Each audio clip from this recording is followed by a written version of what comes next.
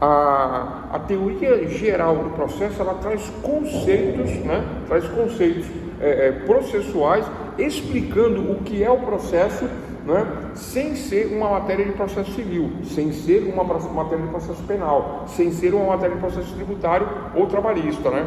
Mas teoria geral do processo é uma matéria de base que antecede a estas matérias que virão posteriormente no curso, né? Ela antecede, mas ela conceitua. Como que conceitua isso? Fazendo a base do processo. Então, teoria geral do processo é a base do processo, né? Aí eu sempre dou esse exemplo, né? Vocês vão ouvir, eu vou repetir isso outras vezes, né? Eu sou até meio repetitivo e até muito prolixo, eu falo demais, né? Para quem não conhece aí, né, vai perceber isso aí. Para quem já sabe, já está acostumado, né? Eu sempre repito os exemplos, né?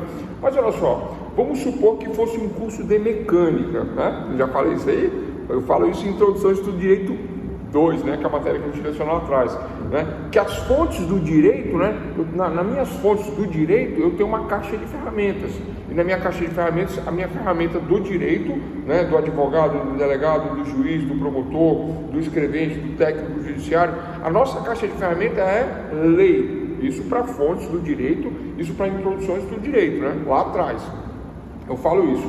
Para a teoria geral do processo, eu também tenho uma caixa de ferramentas e também tenho uma fonte de ferramentas que também é a lei.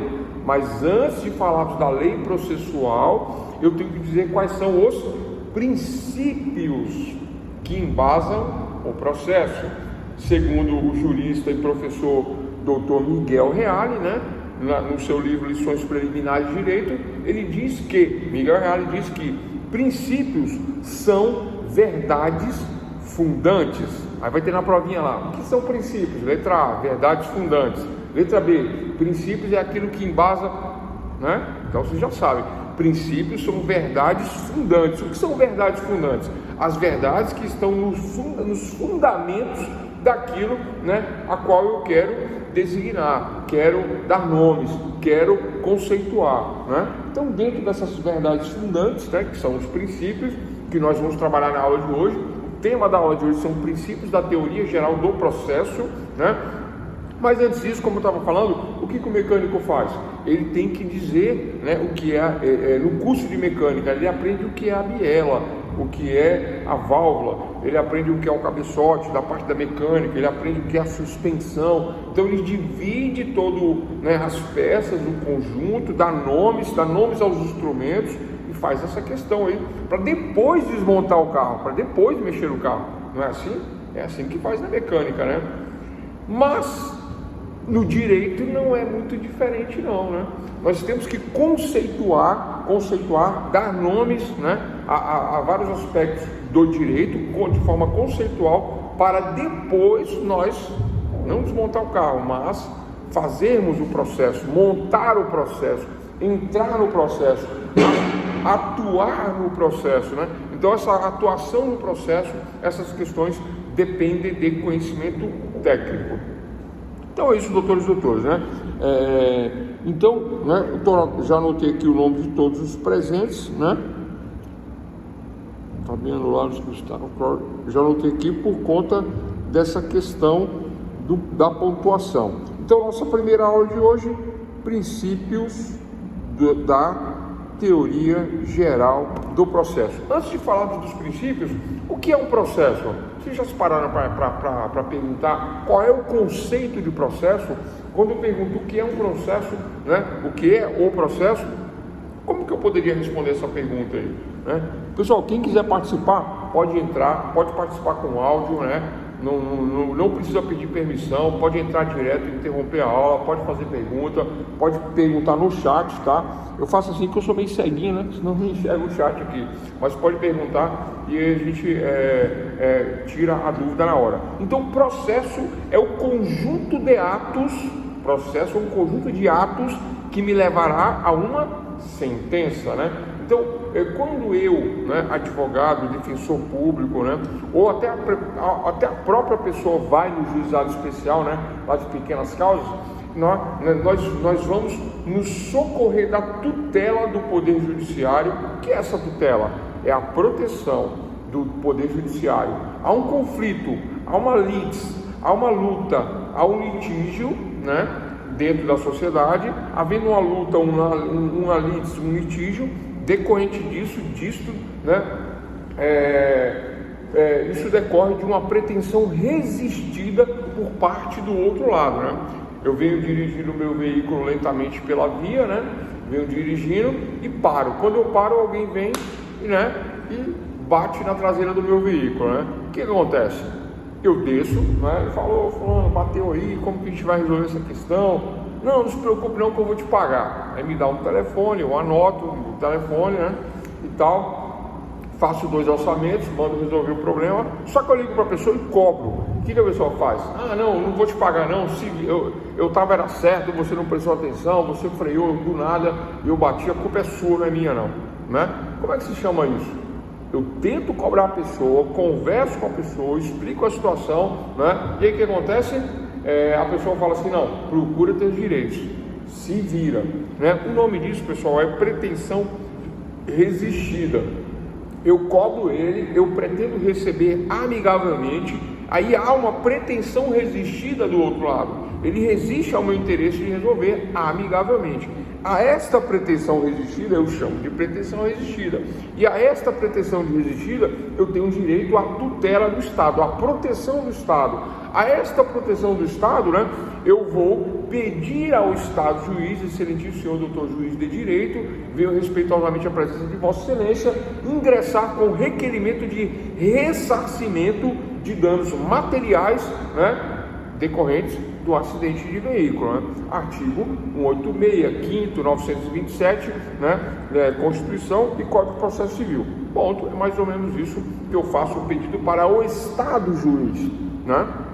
Então, olha só, nós falamos até o momento, falamos de processo, acabei de falar de Estado juiz, eu vou explicar por que Estado juiz, acabei de falar de tutela e pretensão resistida, né? Resistida.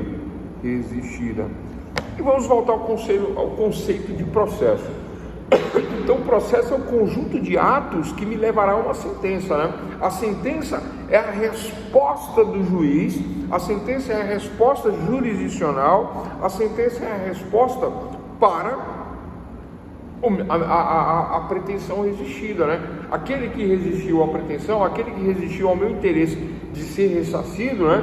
Eu vou entrar contra ele pedindo para o juiz, né? Senhor juiz, né?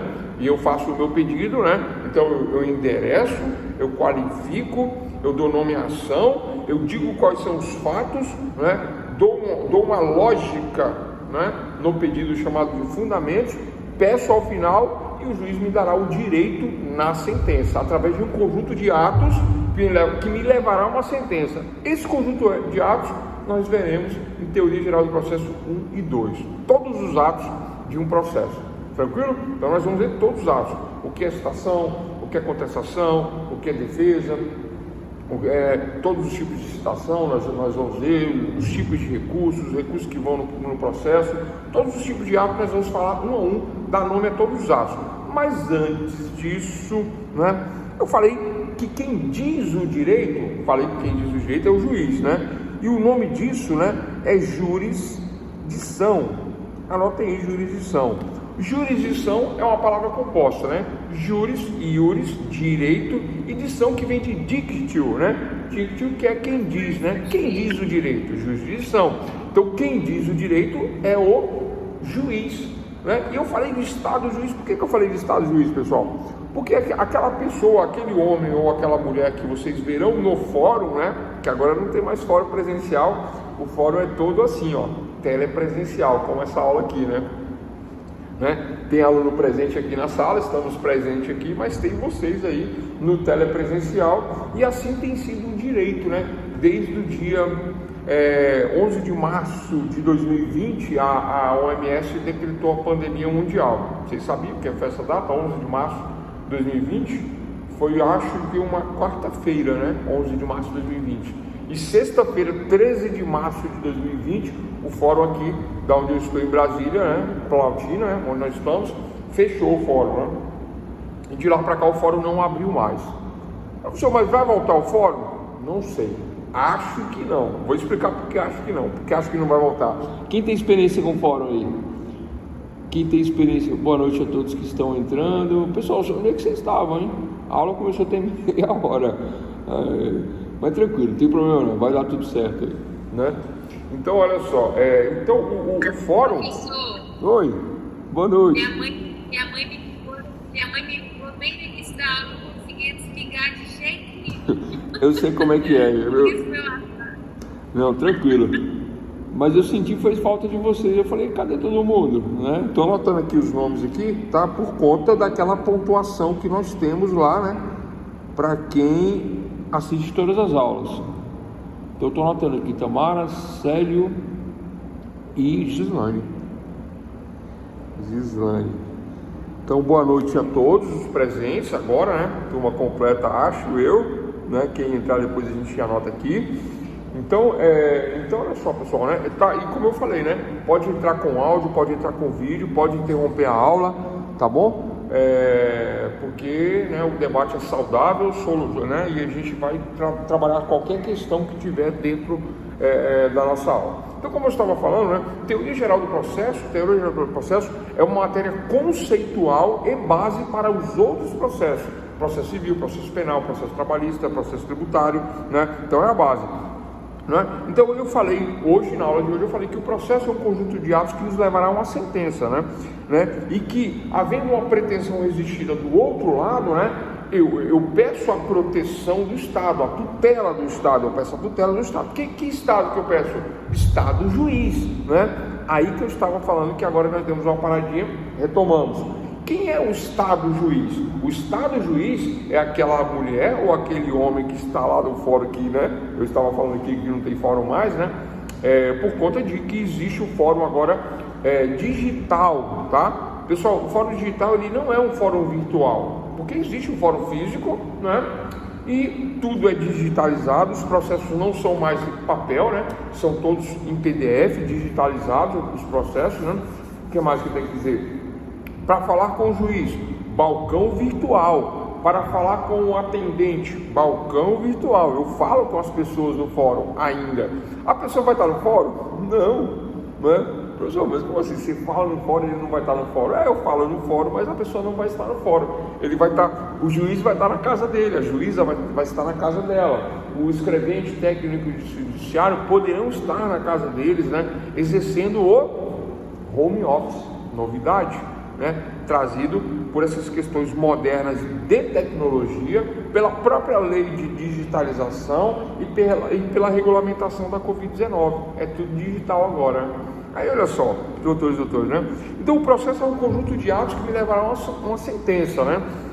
E o Estado juiz não é, pessoal, uma pessoa. Como assim, professor, não é uma pessoa? Está ficando maluco? Não é. Ali o juiz ou a juíza, né? O juiz ou a juíza é o Estado, é a representação do poder do Estado, tá? Como assim? Beleza. Como assim é a representação do Estado? Então, o poder do Estado, né? Ele se divide em três: legislativo, executivo e judiciário. Legislativo faz as leis, executivo administra o orçamento do país e o judiciário executa as leis feitas pelo legislativo. É isso, né? É assim, em tese, que funciona. Claro que é muito mais complexo que isso, né? Mas de acordo com a teoria de Barão de Montesquieu, que nós vimos lá em Ciências Políticas, este poder do Estado dividido em três, que serve para equilíbrio dos poderes, né? Para que não haja um despotismo, né? O que é o despotismo? É um poder ilimitado e autoritário. Isso é despotismo, né? Então, para que não haja um despotismo de algum dos poderes, né? Vou botar aqui: despotismo, né? E poder.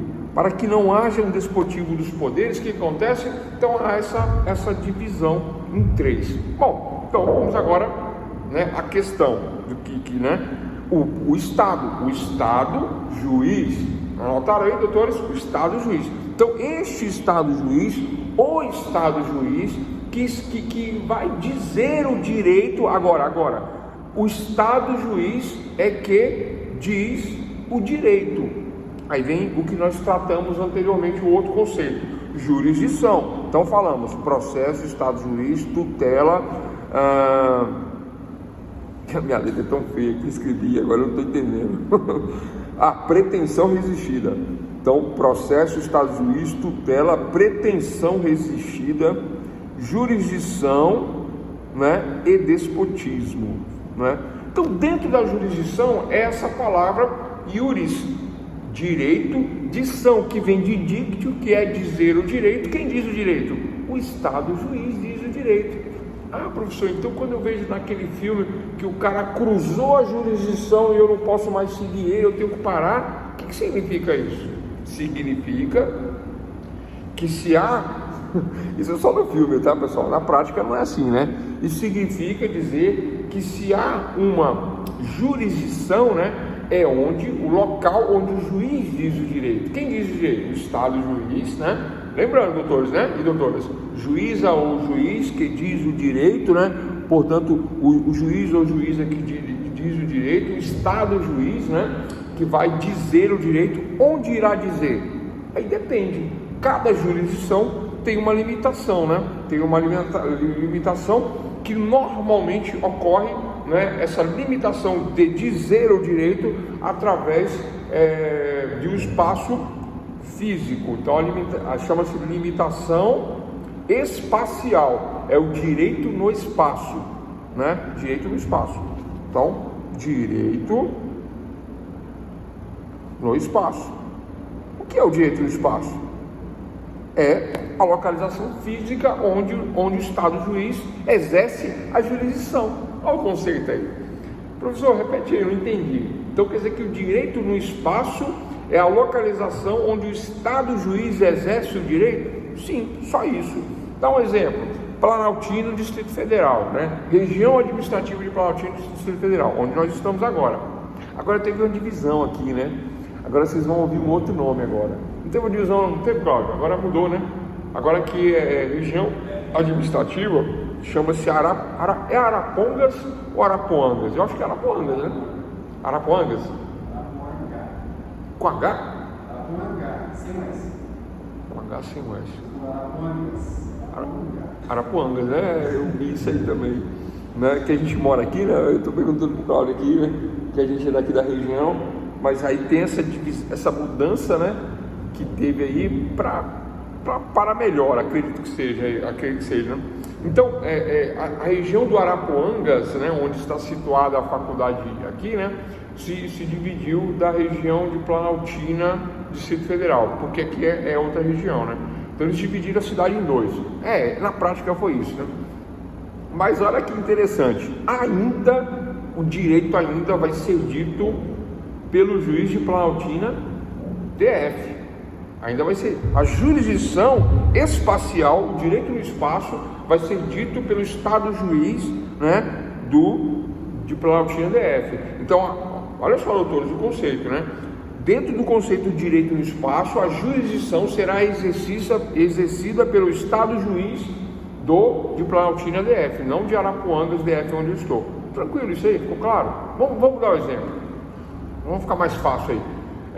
São Paulo, capital São Paulo. Qual é a jurisdição de São Paulo, capital São Paulo? A jurisdição de São Paulo, capital São Paulo, e São Paulo é grande também, né? Lá também tem divisões, né? Por exemplo, já a questão mais afastada, né? Da São Paulo capital, como por exemplo São Bernardo, Santo André, né? O que o pessoal chama de região do ABC ali, né? São Bernardo do Campo, Santo André, que mais?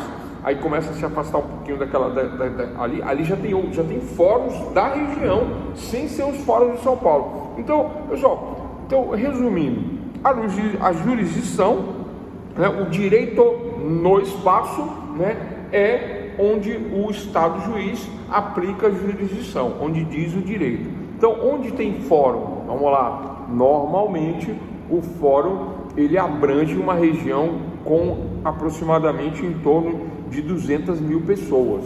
Normalmente é isso, tá? É em média isso aí, tá, pessoal? Pode ser um pouquinho menos, pode ser um pouco mais, né? Pode ter uma variação aí de 30 para baixo, 30 para cima, mas em média, né? As jurisdições são montadas em cima desse tamanho de população. Existe jurisdição menor? Existe. Existe. Mas quanto mais jurisdições, mais ônus para o Estado, mais custos para a população, mais dinheiro da população, que né, mais gente pagando impostos, pagando tributos para manter tudo isso. E já não está barato manter tudo isso, não é verdade? Bom, continuando aqui, né? Então, falamos do que é o processo, que é o conjunto de atos que nos levará a uma sentença, sendo que o Estado juiz exercerá a jurisdição, ou seja, dirá o direito dentro de um espaço físico, né? Falamos de tudo isso, né? E falamos da pretensão resistida, né? E havendo pretensão resistida, o Estado é que me dará a tutela jurisdicional, proteção jurisdicional, né? Por isso que eu conto todas essas historinhas aí, conto esse monte de conversa aí para poder chegar nessa evolução de conceitos. Mas vamos continuar, né? Olha só, né? Dentro desses conceitos de pretensão, tutela, né, e princípios, né? Hoje nessa aula nós vamos falar de princípios, viu, pessoal? Né? Já nós vamos entrar nos princípios. Olha só, dentro também do direito no espaço, eu também tenho o direito no tempo, né? O direito processual no tempo, não é? E a lei processual, ela não é igual à lei material. Ah, professor, aí você confundiu tudo agora. O que é esse negócio de direito material em relação ao direito processual? Pessoal, quem sabe aí a diferença de direito processual para direito material? Vou até anotar isso aqui. Tudo que eu estou anotando vocês já sabem, né? É ponto da aula, ponto dado. Direito material versus direito processual. E aí, pessoal, bora lá, como diz um amigo meu, vamos desenrolar isso aí. Direito no tempo. Qual é o tempo de exercício do direito? Mas antes de explicar o que é o direito, o que é a lei processual no tempo, o direito no tempo, vamos dizer a diferença entre direito material e processual. E aí, pessoal, alguém arrisca aí? Alguém arrisca? Bom, olha só, direito processual, que é a nossa matéria, teoria geral do processo, que é a nossa matéria, refere-se ao processo, que é um conjunto de atos que nos levará a uma sentença, né? E esses atos que nos levará a uma sentença, quem diz, né, qual é a sentença, quem diz o direito, quem fala da jurisdição, né? Jurisdição, quem diz o direito é o Estado juiz, né? Lembrando que o Estado juiz não é uma pessoa, mas é o juiz investido de um poder do Estado, né? Lembrando que o poder é uno dividido em três, né? E estamos falando do poder judiciário. O direito material é o conteúdo do direito e o direito processual regulamenta o processo. Maravilha, conceito doutrinário, né? Dogmático. Vamos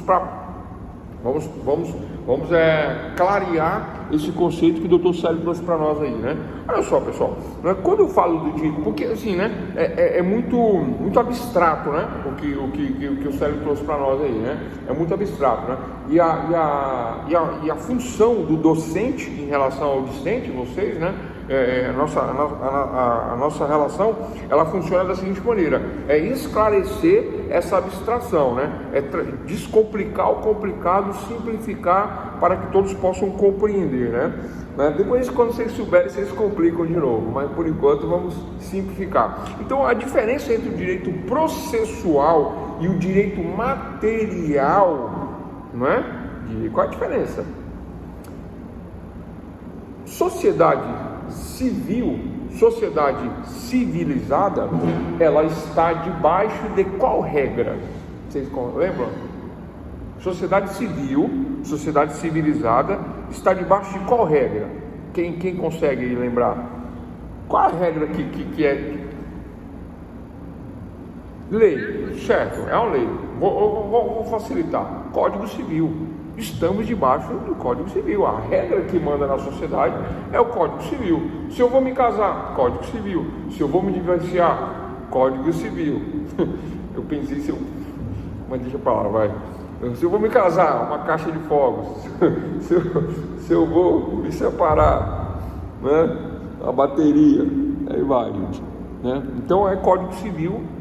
Essas são as normas que regem, né, a vida em sociedade civil, sociedade civilizada, Código Civil. Qual é o nome que eu dou para as regras de convivência dentro da sociedade? Direito material. Tranquilo? Direito material. Esse direito material constitui o meu direito. Direito contratual. Eu faço um contrato de locação. Aonde está o meu direito de locação? Está no Código Civil, está lá no contrato de locação. Tem também a lei do inquilinato, né, que fala especificamente sobre a locação. Então eu tenho a lei do inquilinato, eu tenho um Código Civil, eu tenho a lei dos contratos, eu tenho a lei das obrigações, direito obrigacional, direito contratual, tudo isso é direito material. É aonde está escrito o meu direito. Direito material, onde está escrito o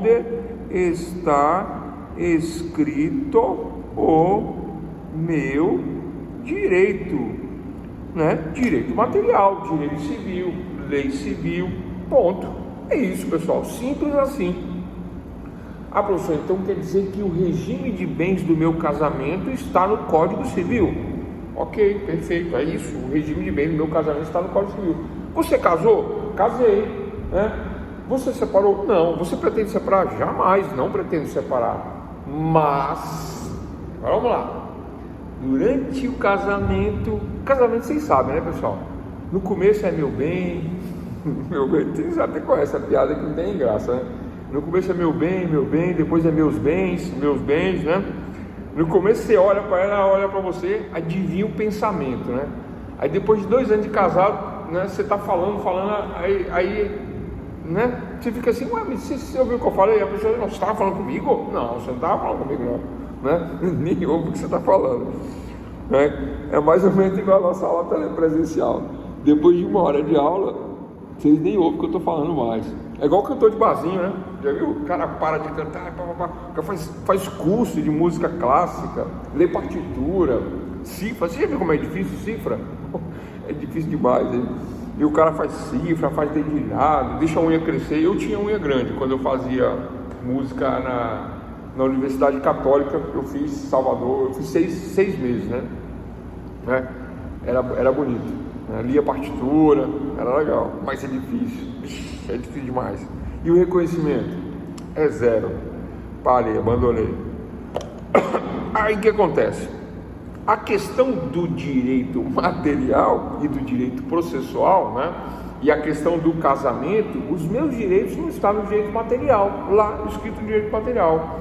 Quando eu resolvo separar, se eu resolver separar, né, eu não quero separar, mas aí a gente não se entende mais, não dá mais certo, vamos divorciar.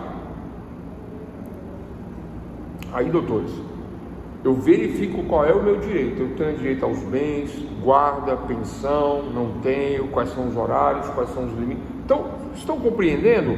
Todo o meu direito material está escrito nas regras, né? Quais são as regras? No Código Civil, ou numa lei especial, ou Código Civil, ou legislação especial, vão estar esculpidas, escritos, expressos, positivados o direito material. Mas se surge um conflito, e se somente surge um conflito, e eu quero resolver esse conflito amigavelmente, eu quero, mas ela não quer, ela quer brigar. Eu falo que eu vou dar um salário de pensão, ela quer 5. Eu falo que vai ser meio a meio, mas eu vou ficar com a empresa. Ela fala assim, onde já se viu? A empresa é nossa, a empresa é meio a meio, nada disso aí não, tá esperto demais você, né? Agora que a gente vai separar, eu vou assumir minha cadeira lá e vou ficar lá do seu lado lá. Olha só, no casamento eu não queria saber, na separação, vou sentar do teu lado lá e a gente vai dividir a empresa no meio. Vocês estão entendendo? Há um litígio, há uma litis, há uma luta de contrários, há uma pretensão resistida, que eu falei lá no início da aula, pretensão resistida. Essa pretensão resistida é que pode levar ao conflito do direito material para o direito processual, porque agora eu vou ter que entrar num processo, porque existe uma coisa litigiosa, e aí o processo é o conjunto de atos que me levará a uma sentença. Para que serve essa sentença? Para dizer o direito. Onde é que eu anotei isso? Não anotei. Sentença serve para dizer o direito. Dizer o direito. Qual o direito, pessoal? Ué, mas não está no Código Civil? Como assim dizer?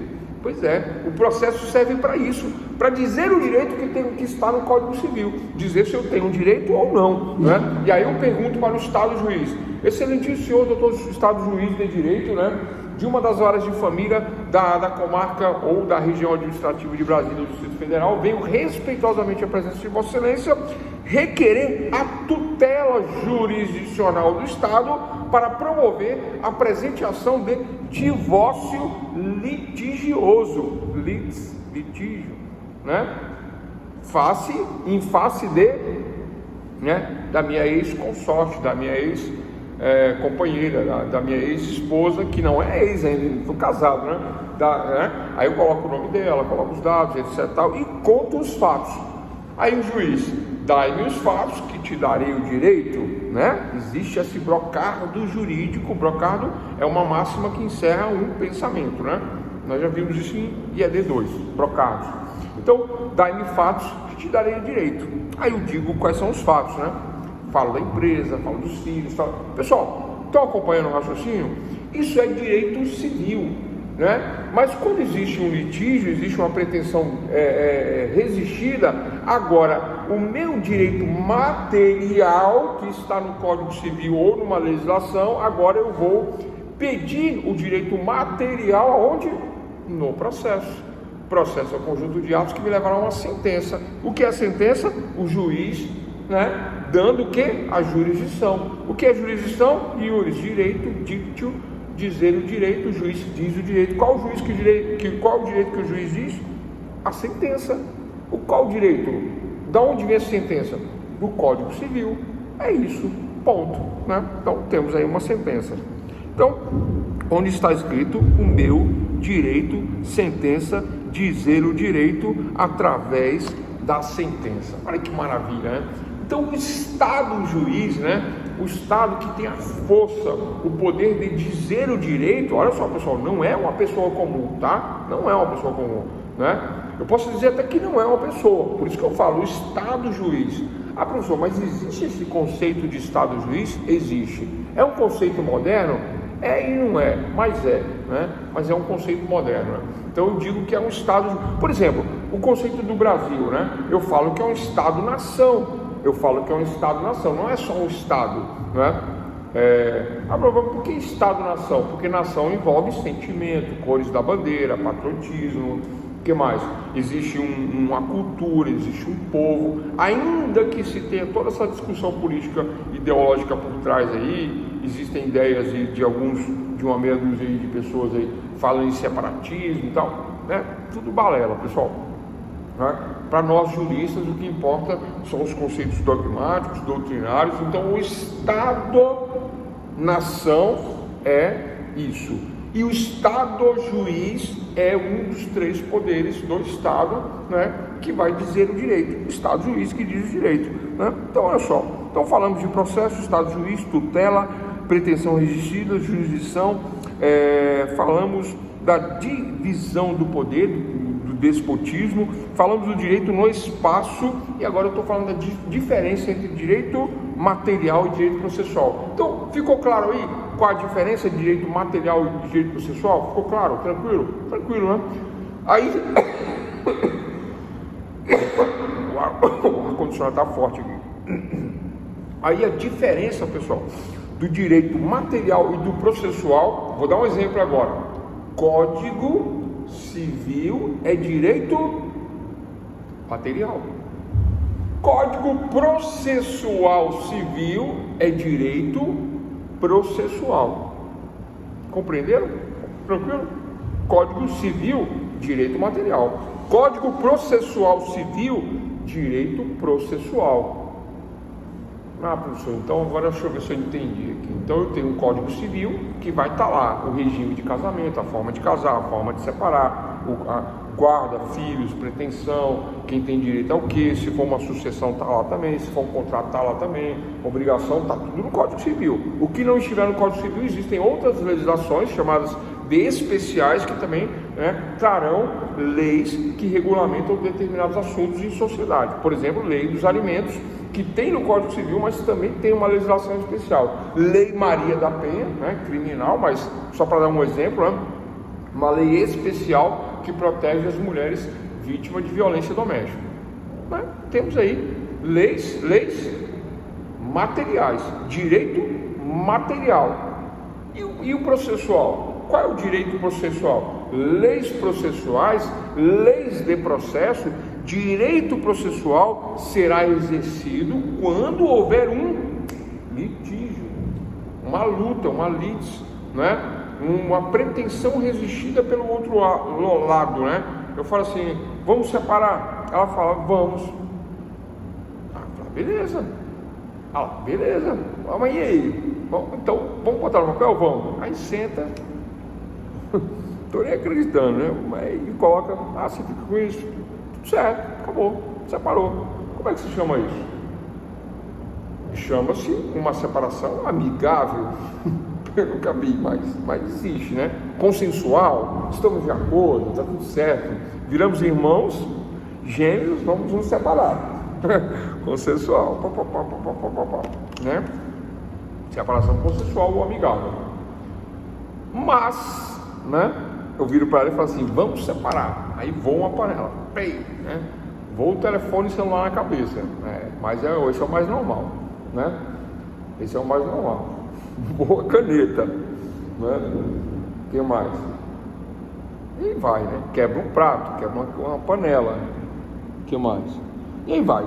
Dentro desse tipo de divórcio, né, que é o mais comum, há uma pretensão resistida em relação à separação, né? E não dá para sentar e colocar no papel, fazer um acordo. Não, então, por isso que vai para o processo, né? Porque existe o litígio. Existe a luta, existe a litis, existe a disputa dos interesses contrários. Olha lá, pessoal, anotar interesse?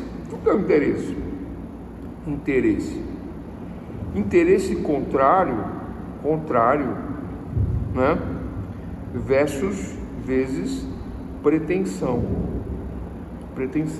Interesse contrário vezes pretensão. Olha só. Interesse, né, da palavra inter, né, que significa entre, esses de uma palavra grega que significa ser, né? Então, o que está entre os seres? O interesse. O que é o interesse entre nós?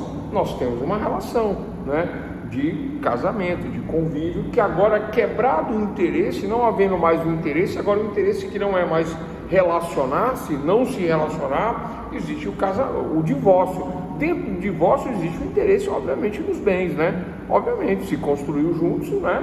Não interessa, né?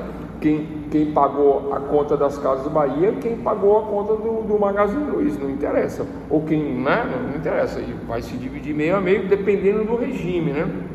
Regime de comunhão de bens, né? A partir do momento que se casa, metade de ambos os cônjuges, e ao separar-se, vai se dividir meio a meio. Havendo uma disputa, né, por esses bens, para que se divida de forma igual, justa, equilibrada, equânime, né? É que acontece, né? Utilizando-se a balança da justiça, o que acontece? Né? Sai do direito material, Código Civil, para o direito processual, Código de Processo Civil. E é no Código de Processo Civil, e dentro da nossa aula de Teoria Geral de Processo Civil, que eu vou exercer o meu direito material dentro do processo processual. Tá claro isso, pessoal? Diferença entre direito material e direito processual? Tá claro? Tranquilo? Podemos seguir esse ponto aí? Tranquilo todos? Então, olha só. Então, continuando, né? Então, agora vem um detalhe. Então, se o direito no espaço é o direito dito, né? A jurisdição, né? Dita pelo juiz dentro de uma determinada localidade, né? Aí eu falei, São Paulo tem lá os fóruns, né?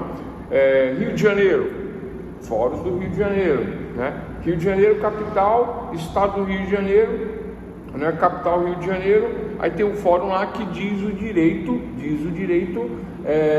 jurisdição, né? O juiz, ele diz o direito dentro do Rio de Janeiro, fora é o outro juiz, né? Vamos lá. Não tá fácil isso, né? Cada localidade que tem o seu fórum, né? O fórum, ele tem uma limitação, né?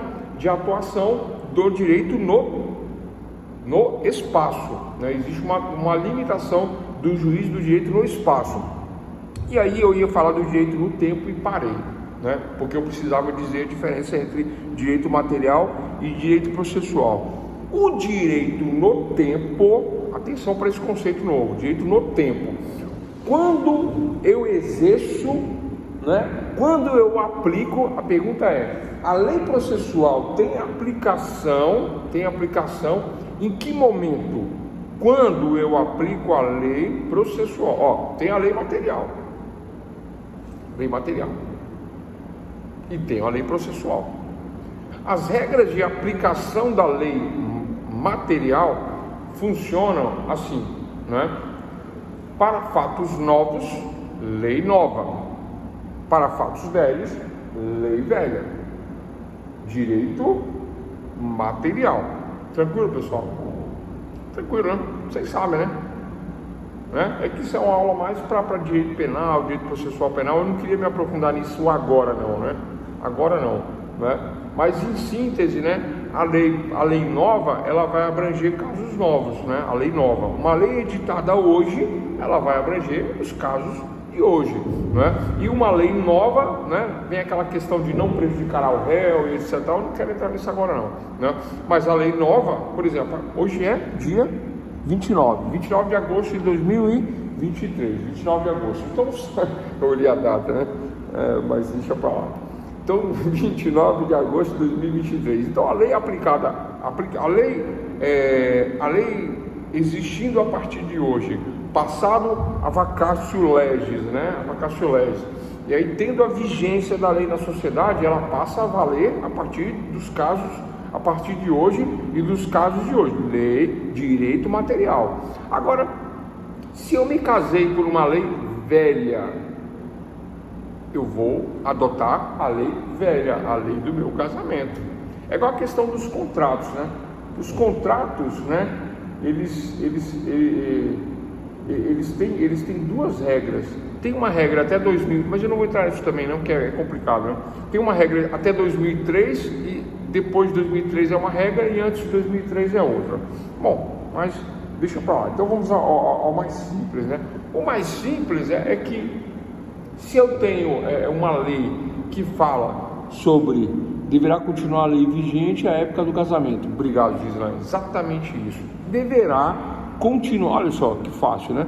Deverá continuar a lei vigente à época do casamento. Exatamente. Se eu me casei numa legislação lá atrás, é essa lei que vai valer lá atrás, né? E não a lei nova, né? Não a lei nova. Tranquilo. É sempre o direito da época. Se foi modificado, né, salvo se a lei nova vier dizendo que há uma modificação na lei velha, né? Geralmente a lei nova revoga a velha, né? Bota em desuso a lei velha e passa a vigorar a nova. Mas os efeitos da lei velha continuam, normal, né? Eu me casei lá atrás com a lei velha, vai valer a lei velha. Eu me casei agora com a lei nova, vai valer a lei nova. Isso para direito material. Agora vamos para o direito processual. A aplicação processual, pessoal, o processo ele é sempre atual, sempre o processo é atual, sempre ele é vigente, sempre ele está em voga, sempre ele está atualizado, o processo sempre está correndo quando eu quero fazer a aplicação da lei processual, ela é imediata. Como assim, professor? Imediata? Agora complicou, né? Olha só, para direito material, vale a lei da época, vale direito, né? Direito civil, casamento como que era? Era assim, então vai valer como era. Qual era o regime? Regime de universal de bens. Era o regime universal de bens, então é até hoje. E se eu me separar? Regime universal, né? Direito material, regime universal. Separação de regime universal. Mas no direito processual civil, eu tenho regras para fazer um divórcio. Quais são as regras atuais, pessoal? Eu entro com o processo, o outro lado contesta, aí tem réplica, tem tréplica, tem audiência de conciliação, tem a divisão dos bens, de acordo com o regime lá no direito material, tem a divisão dos bens, e tem um processo que vai andando aí em várias fases, podendo ter uma ou duas audiências, né? Ou né? Dentro dessa maneira e no final uma sentença. O processo é um conjunto de atos que me levarão a uma sentença. Estou falando dos atos processuais. Mas, de repente, surge uma nova lei e modifica essa sequência de atos. Fala assim, não, daqui para frente muda tudo. Não é mais nada por escrito, agora é tudo sustentação oral. O juiz marca uma audiência zona grandona, né, uma audiência una, fala, venham as partes e tragam os seus direitos e suas argumentações. Haverá debates de 10 para cada lado, 10, e ao finalizar, nós finalizamos com sustentação oral, apreciação de provas e sentença. O juiz pode fazer isso? Não. Mas se houver uma mudança na lei e isso acontecer? Sim.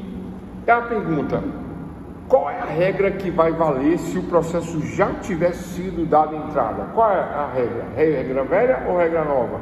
Para direito processual, que tem aplicação imediata, qual é a regra que vale? Regra velha ou regra nova? Para direito processual? Essa é a pergunta. Se vocês compreenderem, a gente passa para o próximo ponto. Regra velha ou regra nova? Regra velha, pessoal, é para direito material, né? Porque aí eu tenho dois direitos materiais, eu tenho o velho e tenho o novo. Agora, o direito processual não, ele é vivo, ele é vigente, ele anda, é um processo em trâmite, em andamento. Os processos em trâmite, em andamento, mesmo que tenham sido dado entrada, é regra nova, aplicação imediata. Aplica-se a lei na hora. A partir do momento que há a mudança, muda o processo. Vamos trabalhar agora de acordo com a nova regra. É isso, para direito processual. Tranquilo? E aí, pessoal? Os atos já praticados dentro do processo, mantém. Mas surgiu a lei nova processual? Lei nova. Isso é muito comum em processo penal, tá? O processo penal está correndo ali, né? Aí de repente muda a lei processual penal. Daqui para frente muda. Aconteceu isso 2 vezes para tráfico de entorpecentes. Na verdade 3, né? Porque a lei 6368 de 76, nós tínhamos o artigo 12, que era tráfico, e o outro que eu esqueci. Não, tráfico era 12 era uso. Não, tráfico, artigo 12, e o 16, que era uso de entorpecentes. E havia um procedimento de acordo com o processo penal, né? Era lei com processo penal, era direito material na lei de entorpecentes e o processo no processo penal, no Código de Processo Penal.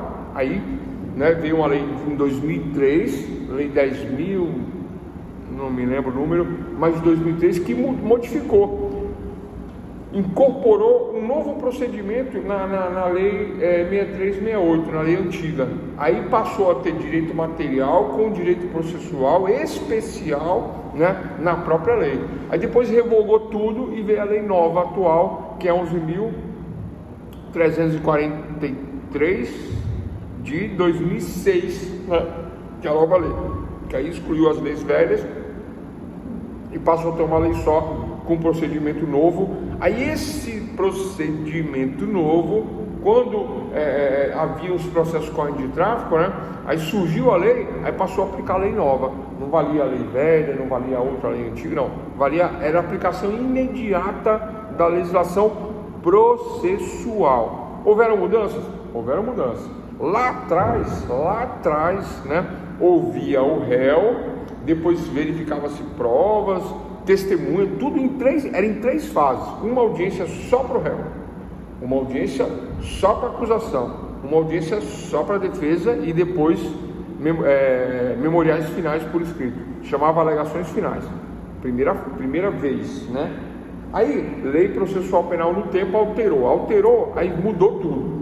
Aí mudou, inverteu. O réu passou a falar no final com alegações escritas.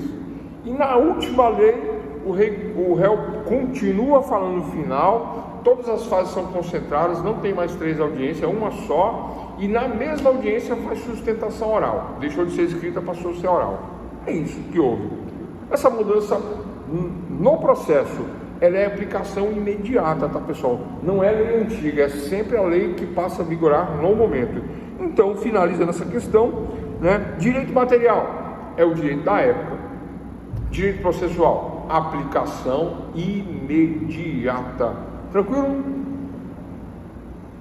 Alguma dúvida aí, pessoal? Aplicação imediata, direito processual. Bom, Professora, eu tenho uma dúvida bem rápida. pode? Vamos lá. Vamos imaginar que eu estou preparando para submeter uma peça jurídica e preparei dos termos do direito processual vigente hoje. Deixa eu reformular. Entendi, não? Entendi. A vacatio legis, ela vale também para o direito processual, Sim. para evitar uma mudança tão abrupta, né? Então, os advogados têm um período para se adaptarem, prevendo Perfeito. que a partir daquela data as normas vão mudar. É isso, né? Também. Perfeito, exatamente. Então, nesse caso aí, eu entendi essa pergunta, né? Aqui, da forma que eu expliquei, né? Eu falei da vacatio muito por cima, né?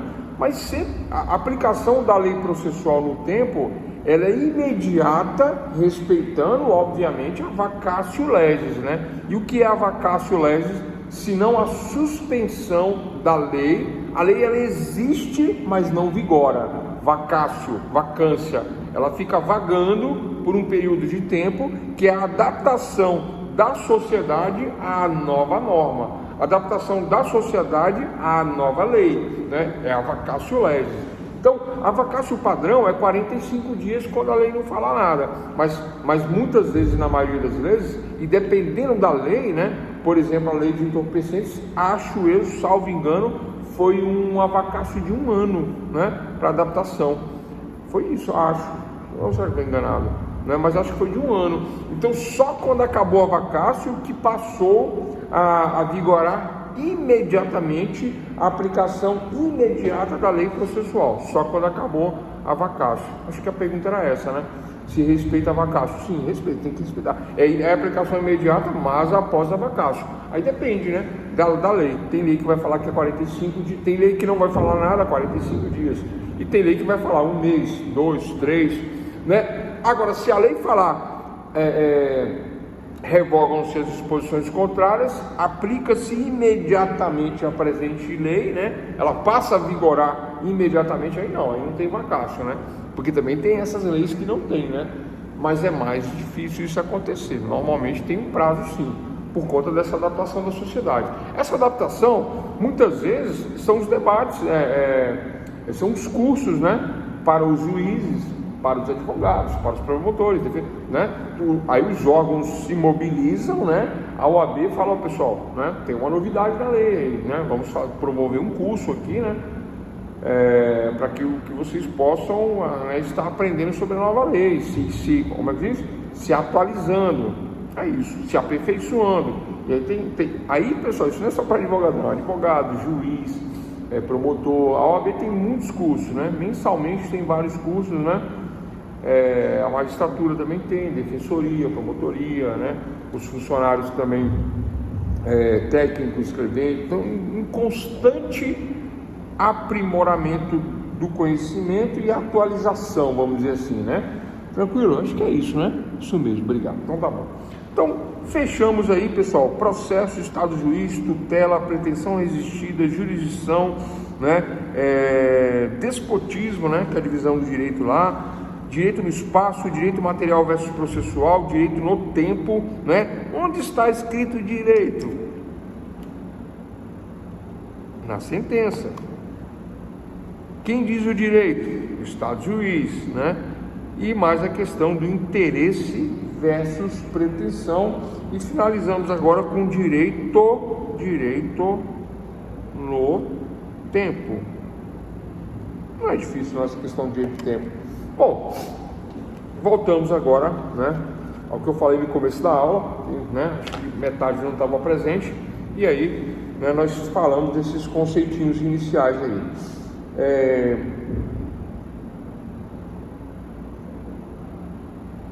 Pessoal, vamos lá, né? A gente começa com alguns princípios hoje, provavelmente vai ficar alguns princípios para amanhã, porque são muitos princípios.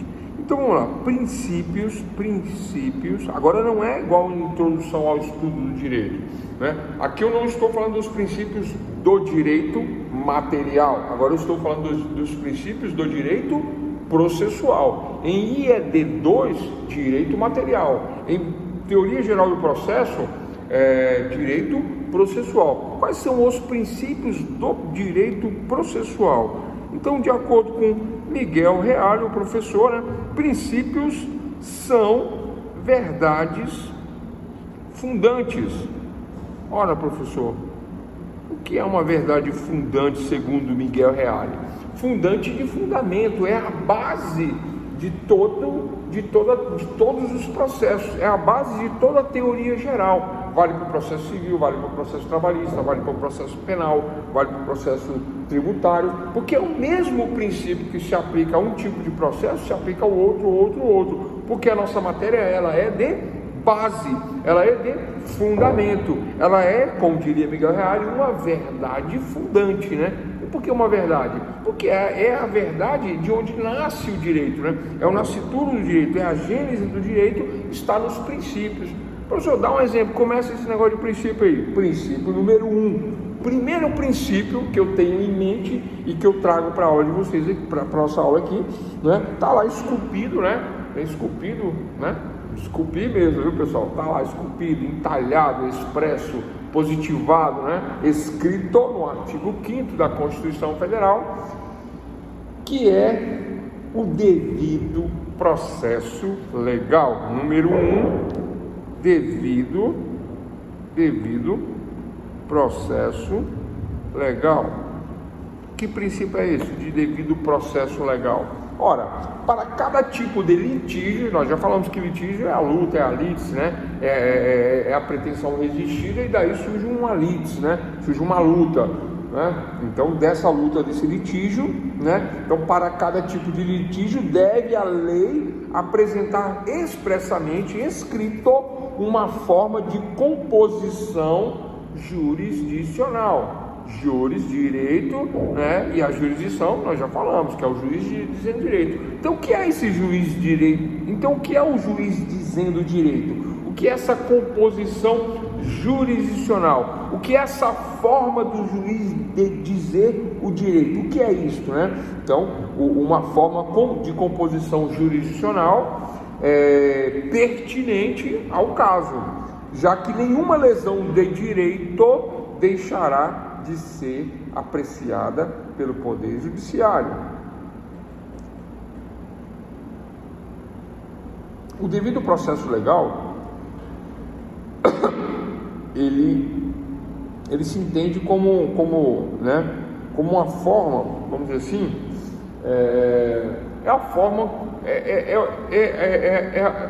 é o conjunto de atos que me levará a uma sentença. É aquilo que eu sempre digo, né?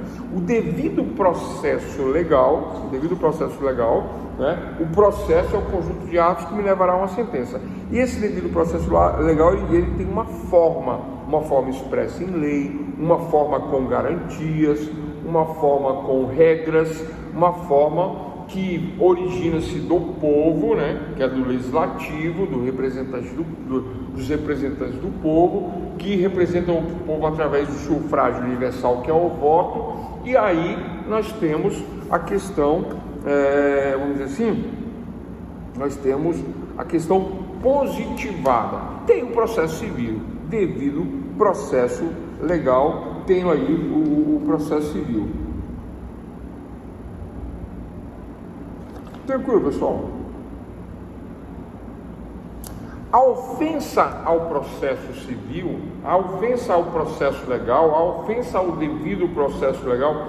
Professor, mas como que eu ofendo o devido processo legal? Que história é essa de ofender o processo legal? Ora, pessoal, né? Se eu tenho uma pretensão resistida, né? Tenho um litígio, peço a tutela do Estado juiz, ingresso com a ação, que é um processo, né? Lembrando que a ação é movimento, né? E o processo é um conjunto de atos, esses atos se movimentam até chegar a uma sentença.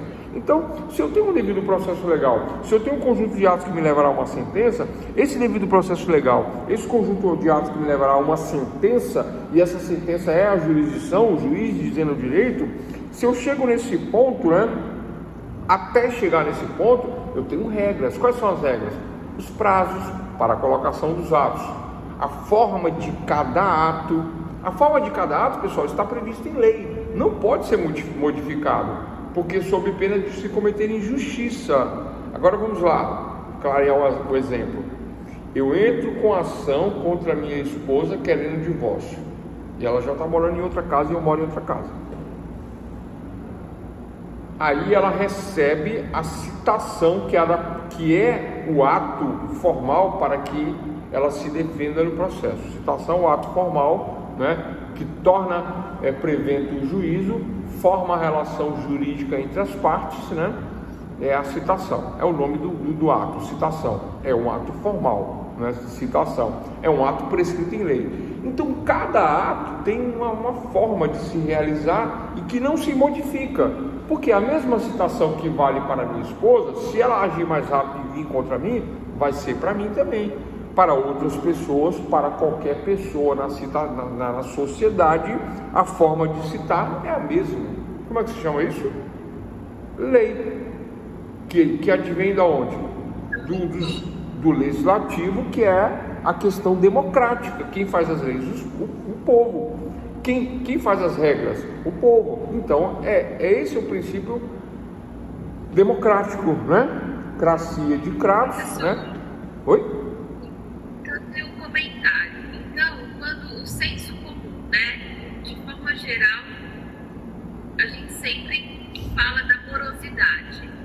Tá, então, na verdade, quando a gente fala de morosidade, é um comentário descabido, porque, na verdade, cada ato jurídico, se ele tem um tempo, é um tempo previsto, né? Ou não, ou a morosidade, ela é um desvio nesse processo que já existe uma forma para acontecer. Vamos falar disso aí, vamos falar. Mas é importante essa questão do tempo. E todo jurista se preocupa muito com essa questão de prazo, com essa questão de tempo. Por isso que as leis também estão evoluindo, está privilegiando o princípio da oralidade, né, que são os atos mais verbais, mais orais, que são mais rápidos, mais céleres, né? Eles concentram mais os atos. Porque os atos escritos, né, eu digito, escrito, envio no processo, aí o outro lado tem que ler, contestar, o juiz tem que ler, o promotor tem que ler. É muita leitura, muitas vezes, né? E não tem como limitar isso, não tem como dizer, senhor advogado, faça uma petição de 10 folhas no máximo, né? Aí se fizer isso, fere o princípio da liberdade, né? De argumentar, da liberdade de defesa, né? É um cerceamento na defesa, por exemplo, do réu, né? Pedir para que se limite a 10 páginas, 20, 30, não pode fazer isso, né? A gente vai falar desse princípio mais adiante.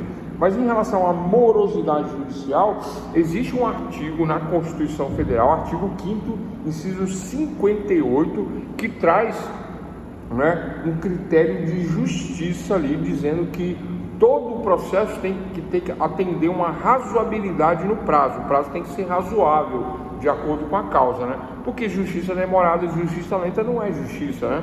A gente tem casos aí, eu vi hoje o caso lá na televisão, né? De que o rapaz foi dado como morto, né? Porque não fez a prova de vida no INSS, né? Aí levantou-se a suspeita, né? Mas não está errado o INSS não, porque tem muita fraude, tem muito problema, né? A INSS cortou o benefício, mas ele está vivo, né? Mas aí ele fica 4 meses para receber o salário, 5 meses, como é que faz para pagar as contas, né? Aí fica parecendo injusto, não fica parecendo injusto?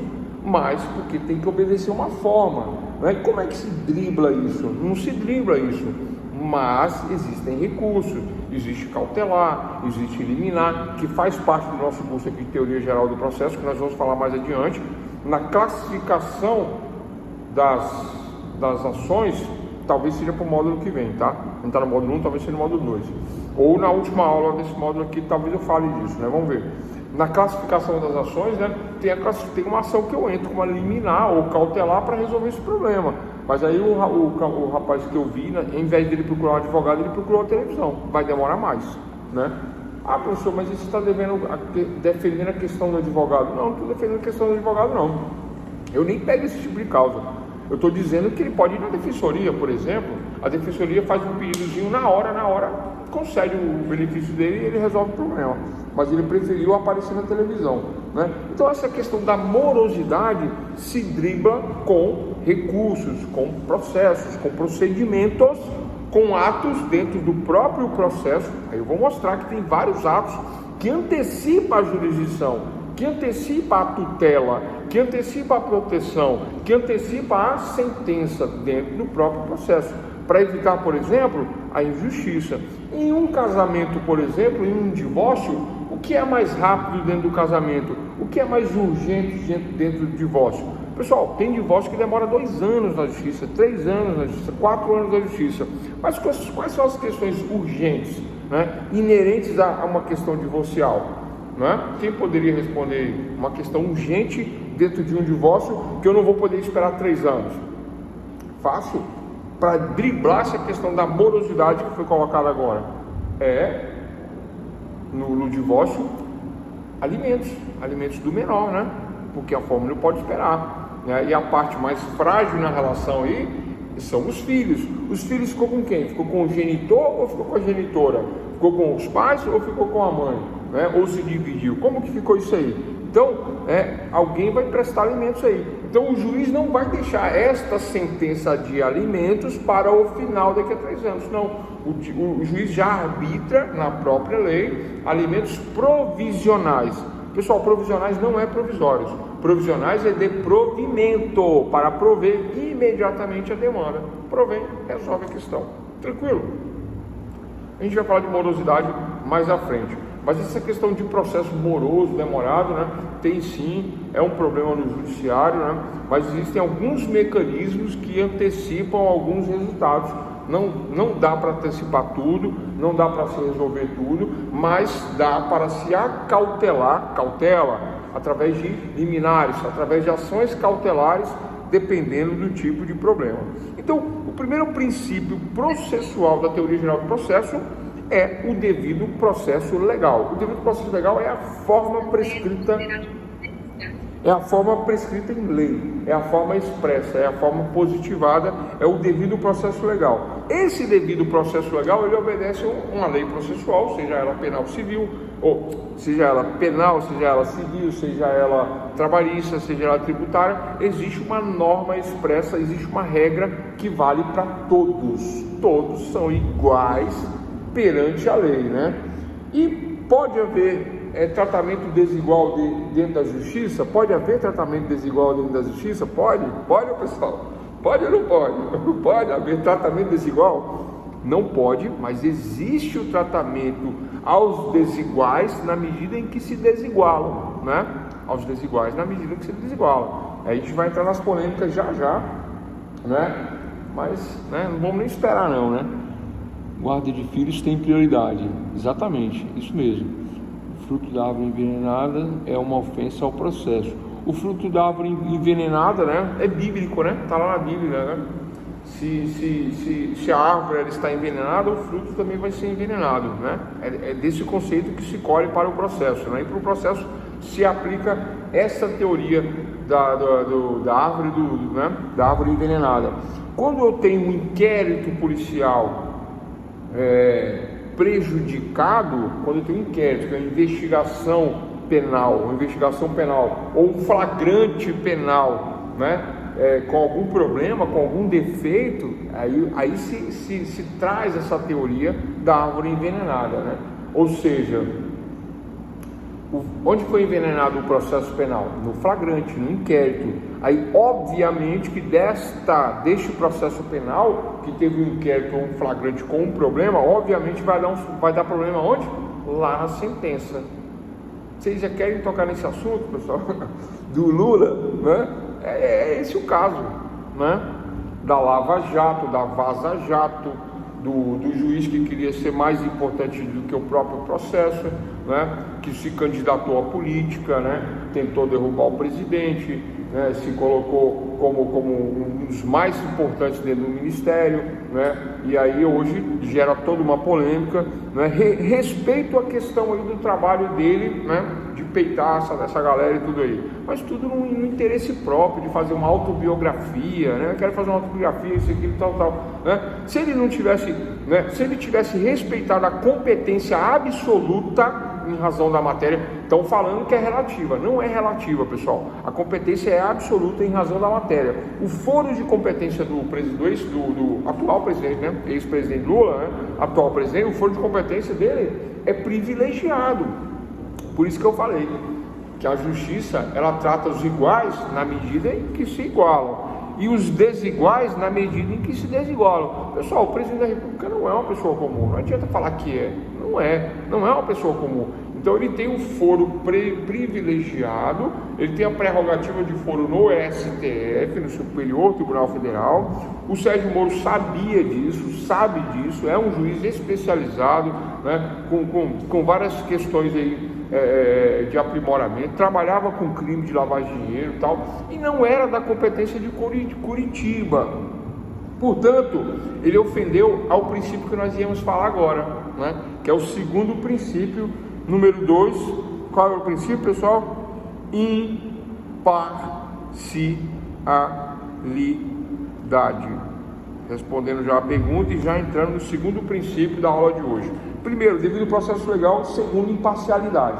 A imparcialidade é a garantia de um julgamento proferido por um juiz equidistante das partes. É a garantia de um julgamento proferido por um juiz equidistante das partes. Ponto. A isenção deste juiz que profere uma decisão, é uma das maiores preocupações, né? Uma das maiores preocupações da doutrina atual, dos doutrinadores, dos doctor legos, né? De quem diz o direito, de quem ensina o direito, de quem traz o direito, de quem traduz o direito, né? Isso aí já estão quebrando aí, mas por conta de uma ideologia, a gente vai falar disso também agora, né? E é assegurada essa imparcialidade por um conjunto de outros princípios e garantias. Pessoal, mas não é só o princípio não, está na lei.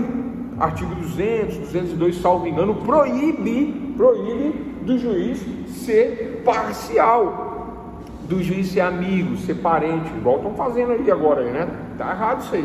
Isso aí não vai durar muito não, porque isso é ilegal. É ilegal e é inconstitucional. É imoral até, né? É até imoral, né? Eu sou juiz e a minha esposa, que dorme comigo, né? Ela está advogando lá e cai. Eu ia falar uma besteira aqui, né? E cai na minha vara.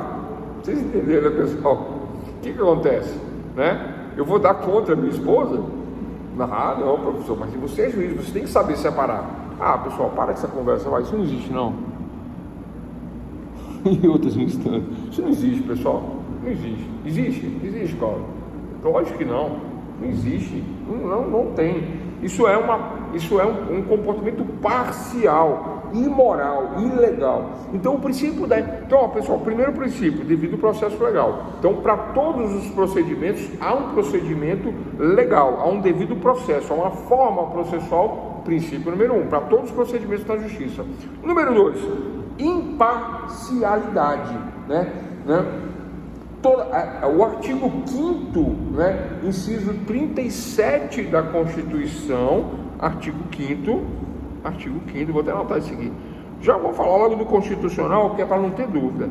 Então, se é inconstitucional, não tem nem que falar, não, o Supremo agora vai decidir se pode ou se não pode. Pessoal, essa hermenêutica, ela é ilegal. Essa hermenêutica do judiciário, ela é imoral. O STF está decidindo ao arrepio da lei, fora da legislação, por uma interpretação própria, equivocada, errada. Professor, mas que moral que você tem para falar do STF? Pessoal, a mesma moral que eu tenho para falar de quando eles condenaram o ex-presidente, depois eles descondenaram o ex-presidente. Eles davam um entendimento na Constituição dizendo que a prisão era no segundo grau, quando a Constituição dizia que não era. A Constituição falava, não pode se prender em segundo grau decorrente da sentença. A Constituição dizia, né, que todos são inocentes até que se prove o contrário, até sentença de último grau de recurso. Todos são inocentes, só com a sentença no último grau, que aí eu posso mandar para cadeia. Aí mandaram o Lula para cadeia onde? No segundo grau. Quem que fez isso? Sérgio Moro, porque ele queria as glórias de um processo. Lembrando, pessoal, que Lava Jato não é operação de juiz não tem operação. A operação é sempre da polícia. A operação é sempre da polícia. O cara ainda roubou os créditos da polícia ainda, né? Então, olha o que acontece. Dentro da parcialidade, como que ele agia de forma parcial? Vamos lá, como que ele agia? Ele ligava para o promotor de justiça, ô Deltan, passa aqui, faz assim, faz assado, né? Vazava conteúdos para a imprensa, né? Para poder prejudicar as partes dentro do processo, e condenou quem ele não poderia condenar. Ele, ao detectar de ofício, a prerrogativa de foro do ex-presidente, né? Atual presidente, o que ele tinha que ter feito? Mandava para o STF. É assim que o juiz age, né? De forma imparcial ele já mandava para o STF, mas não, ele se juntou com a acusação, aí ficou a acusação e juiz, um sentado no colo do outro. Como é que isso dá certo para o réu? Isso nunca vai dar certo para o réu. O réu fica indefeso diante dessa questão. Eu estou errado? Parece que eu estou defendendo aqui o errado. Não, eu não estou defendendo nada. Eu estou defendendo a lei, tá? Eu estou defendendo o processo. Eu estou defendendo a Constituição. Eu estou defendendo o Estado Democrático de Direito. Eu estou falando do princípio da imparcialidade. Não tem nada a ver com ideologia. Até mesmo porque eu sou contra tudo que está acontecendo aí, né? Essas questões aí de ideologia, tanto de esquerda como de direita, nenhuma das duas presta, né? O bom é o meio termo, e o meio termo no nosso país não existe. O mundo está todo contaminado aí por essas ideologias. Mas dentro do princípio da imparcialidade, se eu tenho um juiz imparcial, eu tenho um juiz justo. Se eu tenho um juiz parcial, eu tenho um juiz injusto. Um juiz parcial sempre será um juiz injusto, porque ele não vai aplicar a lei, ele vai aplicar o interesse dele com a acusação, o interesse dele em se promover, o interesse dele em pegar um grande caso, né, e expor na mídia e chegar onde chegou. Foi o que aconteceu. Quem é o culpado de tudo que aconteceu? Ele, o Sérgio Moro. Não é o STF, não. O Sérgio Moro é o culpado do Lula ter sido condenado, do Lula ter sido absolvido, de ter quebrado a prerrogativa de foro, de quem tem a prerrogativa de foro. O pessoal tem que respeitar isso aí. Não pode não respeitar. Aí vem com um papo assim, alguns juristas, né, juristas famosos falam assim, mas a competência era relativa, podia ser quebrada. Não pode ser quebrada a competência quando envolve o poder público, quando envolve a res publicum, quando envolve a coisa pública, não se pode. A competência sempre é absoluta quando envolve a res pública, porque o interesse de quem que é? De todos da nação. É meu, é de vocês, é seu, é nosso. Então, quando envolve interesse público, não é competência relativa, ela é absoluta. Então tinha que ser sempre no STF, tinha que pular 8 anos, não podia esperar 8 anos, tinha que jogar direto para o STF. Pronto, estava resolvido. E as provas? Isso é outra história. E as outras instâncias que concordaram? Isso é outra história. Professor, mas o TRF1, vamos responder isso agora. O TRF1 do Moro condenou, aí jogou para o TRF4, condenou, jogou para cima, para o STJ, olha que absurdo, jogou para o STJ. Pessoal, o STJ, o que tem a ver o STJ com o TRF? Aqui não sei se a câmera pega o quadro aqui, não pega, mas eu vou explicar e vocês vão compreender. TRF, depois do TRF, né, o segundo grau, né, o tribunal de primeiro grau do Sérgio Moro, Tribunal Federal. O segundo grau, Tribunal Federal. O terceiro grau, STF. Essa é a regra, né? Federal, federal, federal. Olha como é que fizeram no processo do Lula. Sérgio Moro, federal. Aí depois TRF4, que é o regional de Curitiba, federal. Do federal aqui jogou para o STF, para causas comuns. Aí todo mundo condenou errado, equivocado, nesse argumento da tese da competência relativa, sabendo que a competência é absoluta. Quando jogou para o STF, que que é o ideal, que é o correto, aí lá em cima eles entenderam, falaram, não, vocês sabiam, vocês não fizeram porque vocês queriam o quê? Os holofotes, né? Apesar que o STF está sem moral nenhuma atualmente, né? Mas eles decidiram pela nulidade do processo. Aí vem a teoria da árvore com os frutos envenenados. Onde que envenenou? Lá na mão do Sérgio Moro. Envenenou, dali para frente perde tudo, só fica para trás, né? É isso. Pois não. Professor, eu entendi essa parte, mas o STF ele tinha mantido a prisão. Depois de um tempo que eles mudaram o entendimento. Mas eu falei isso. Eles continuam fazendo, aliás, pior ainda, né? Porque agora eles estão julgando pessoas que não têm competência. Eu acho que eu estou falando mal do STF. Não vão falar não, a gente não quer ir preso, jamais. Não vão falar você, a gente não quer ir preso. Assim, não mudou, eles continuam fazendo uma coisa que realmente não deveria ser feita. Não, agora eles mudaram o entendimento, viu, doutora? Eles mudaram. Agora eles colocaram o entendimento constitucional agora. Agora o entendimento é o correto agora. Qual é o entendimento correto? Que todos são considerados inocentes até o último recurso com trânsito julgado. Todo réu será considerado inocente até prova em contrária e com o último recurso em trânsito julgado. Isso está na Constituição. Esse é o entendimento constitucional, esse é o entendimento legal, que obedece ao devido processo legal e que traz uma imparcialidade, sem a questão ideológica política. É assim que eles devem julgar, independente... Mas para alguns, né? Mas para alguns. Não, então, mas aí nós estamos falando da imparcialidade, né? O juiz tem que ser imparcial, né? Ele sempre terá que agir assim, não importa se é o Collor, se é o Fernando Henrique, se é o Lula ou se é o Bolsonaro, não importa. Tem que agir com imparcialidade. Se agir com conteúdo... Mas isso aqui não está acontecendo, né, professor? Não está, mas...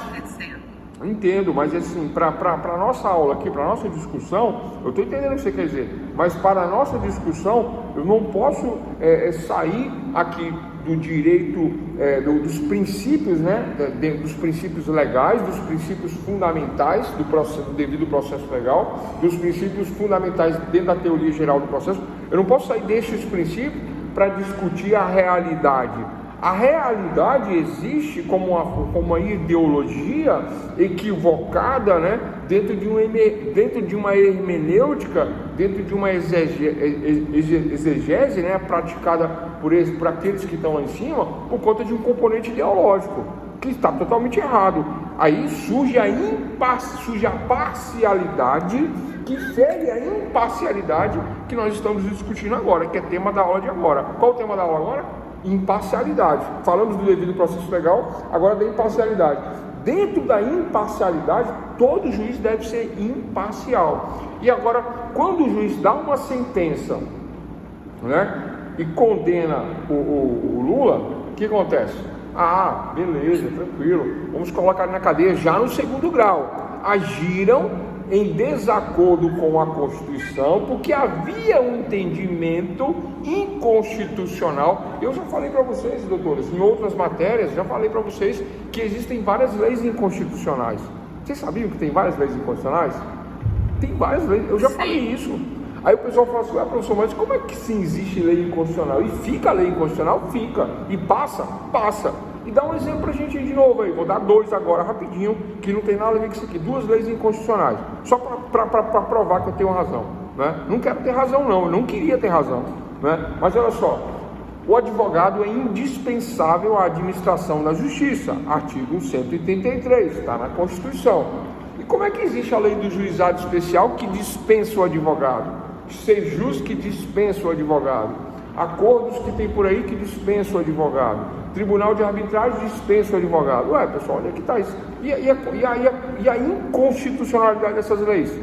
Se o advogado é indispensável à administração da justiça, então o advogado é indispensável. Ou é indispensável ou não é indispensável? Então, se eu dispenso o advogado nesses casos que eu citei, então esses casos são inconstitucionais. Vou dar um exemplo, vou dar um outro agora que diverge desse. Oi?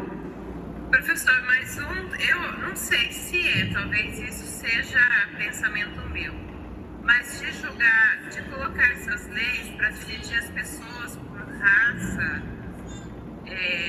Por raça? Raça, sexo, essas coisas assim. Ter lei para pessoas de cor, vamos colocar assim. Eu acho que é uma lei inconstitucional, porque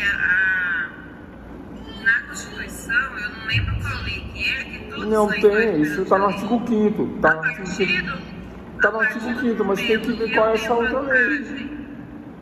Tá, então mas eu entendi. falo assim, a partir do momento que eu tenho vantagem pela minha cor da pele, vamos colocar cota na universidade. Se eu tenho uma cota na universidade pela minha cor cota, da pele... né? A cota é uma outra discussão, mas a gente pode entrar nisso depois. A cota é uma outra discussão, a gente pode falar disso depois. Mas olha só, pessoal, para a gente não fugir aqui, né, que eu quero fechar a aula pelo menos com 3 princípios, né? Mas eu entendi sua questão, depois eu volto nela. Mas só para fechar a questão da imparcialidade, né, da questão do Superior Tribunal Federal, do Supremo Tribunal de Justiça, a questão foi essa, né? Não foi eles que erraram.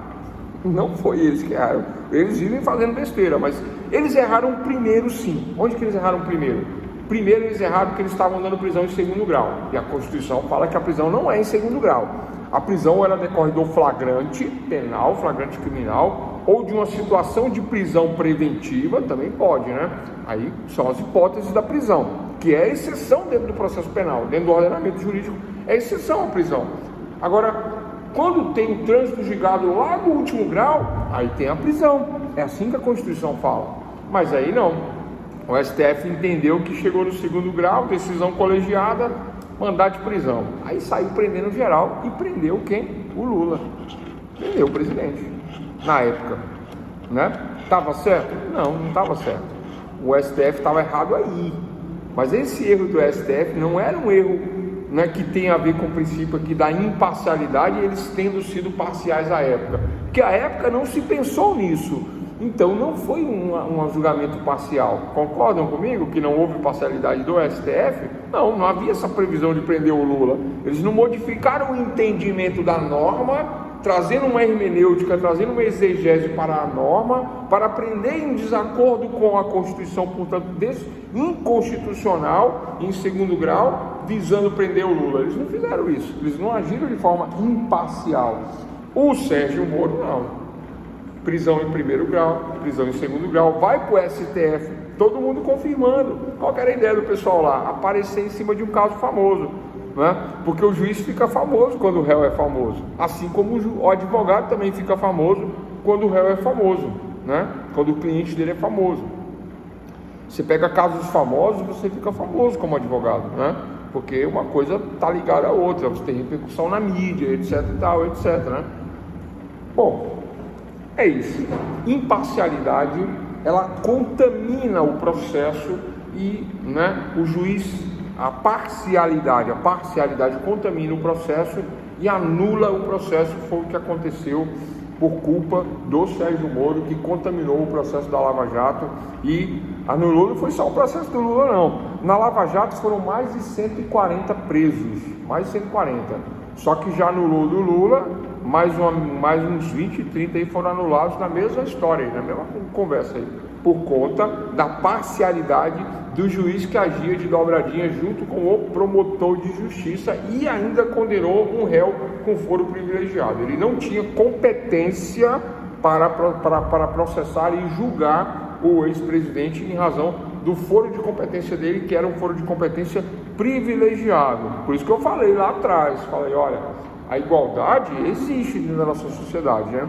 Iguais, tratar os iguais na medida em que se igualam e os desiguais na medida em que se desigualam, né?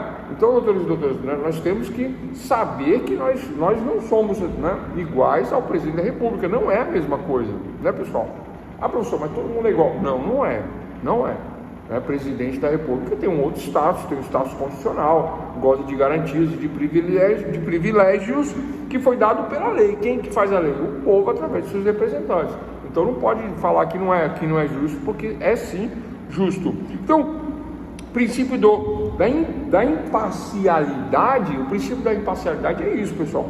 Tem que haver imparcialidade, senão haverá injustiça. E toda essa tribulação que tem no nosso país atualmente é por ferir o princípio da imparcialidade. Ferir o princípio da imparcialidade. Se nós perguntarmos numa provinha, né, de acordo com tudo que nós vimos na mídia, né, entre esquerda e direita, Lava Jato, Lula, Bolsonaro, eleições, etc e tal, né, podemos dizer que o princípio aí que foi ferido, que gera toda essa problemática e anula, né, algumas prisões da Lava Jato, especialmente do ex-presidente da República, atual presidente, podemos dizer que o princípio que foi ferido aí é o princípio do contraditório, devido ao processo legal, ou imparcialidade. Imparcialidade é o princípio que foi ferido aí, né? É o princípio que foi quebrado. Lembra o conceito de princípio? Princípios são verdades fundantes. Estas verdades fundantes são verdades de base. Qual é a base da teoria geral do processo? Uma das bases: princípio da imparcialidade. Quebrou a imparcialidade, já era processo. Eu contei da história já, né? Várias vezes, né? Eu sempre conto, né? Porque é uma realidade, né? Logo no começo da minha carreira, né? Eu estava no fórum, né, com a minha cliente, sentadinho lá, né? Uma briga, um rolo de condomínio, né? Conversava e tal. Quando chegou no final da audiência, já contei essa história, né? Já contei. Quando cheguei no final da audiência, eu falei, bom, boa tarde, excelência, boa tarde, doutor, e tal, não sei o que e tal. Eu levantei. Quando eu levantei e saí, o outro advogado da mesa não saiu. Ele ficou lá sentado lá. Aí eu saí devagarinho, meio assim, né? Desconfiado, né? Aí parei na porta. Quando eu parei na porta, escondidinho assim, o advogado falou, e aí, doutor, nunca mais eu vi o senhor na academia? Aí eu falei, opa, como é que é? Quando ele falou, eu voltei na hora. Quando eu voltei, o juiz ficou assim, ó, meio, né? Pois é, né? Nem respondeu. E aí, pessoal, como é que fica isso aí? Hein? Como é que fica isso aí? Né? Pegou no pulo? Flagrante? Te peguei? Pois é, né? Demonstrou o quê? Demonstrou uma amizade íntima entre o juiz e o advogado do outro lado, meu oponente. Não vou tomar uma lapada? Lógico. Não vou tomar uma pancada? Lógico. Não vou ser prejudicado? Sim, com certeza absoluta. E as provas? As provas é que eu vi. E basta eu alegar no processo que eu vi essa conversa, o juiz tem que se dar por suspeito e sair do processo. Só que, pessoal, essa audiência foi 2h da tarde. Antes das 6, o juiz, eu virei as costas, desci no processo, já comecei a digitar lá. Já fiquei até passando mal, deu até um negócio no estômago aqui. E já sentando o pau, né? Aí eu estou pesquisando no Diário Oficial isso e aquilo, aí processo eu olhei lá, andamento. O juiz se deu como suspeito e saiu do processo. Aí eu falei, tá vendo que eu estava certo? O juiz saiu. Por quê? Porque eles tinham amizades. Mas se eu não pego, hein? Se eu não pego, eu ia me ferrar. É a mesma coisa que a esposa do juiz que despacha com o juiz, né? Ela está lá, né, processando a outra pessoa e cai na vara do marido dela. Ai. Meu marido tem 2 empregos. Então, pessoal, é isso, não tem jeito. A falar que não acontece, né? Então, princípio da imparcialidade. Juiz parcial é juiz injusto. O juiz ele deve ser imparcial e ponto final. Tranquilo, né, pessoal?